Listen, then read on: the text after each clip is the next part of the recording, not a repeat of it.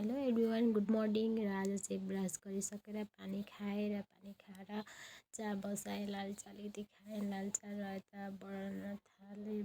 कुरा सकेर थुप्रो टाइम लाग्यो घर बढाउन पनि, र यता पाकघर पनि बढाइसकेर यता रुमतिर आएँ। रुममा नानी सुतिरहेको थिएँ, मुसुरी उठाएकी थिइनँ। र धुलो यति नै भन्यो नि, राम के भन्नु र नि धुलो। बढारी सकेर चिया खाइसकेर चाहिँ यता पोचा लगाउन थालेँ। पोचा मारिसकेर नुहाउन गएँ। नुहाएर आएर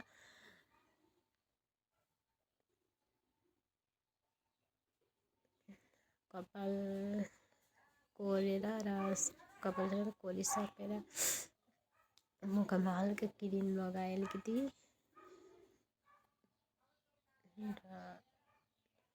तपाईँलाई कस्तो लाग्छ कमेन्ट गरेर भनिदिनु होला। र म चाहिँ जान्दिनँ ब्लग बनाउन, त्यही पनि यस्तो बनाएँ अब होइन।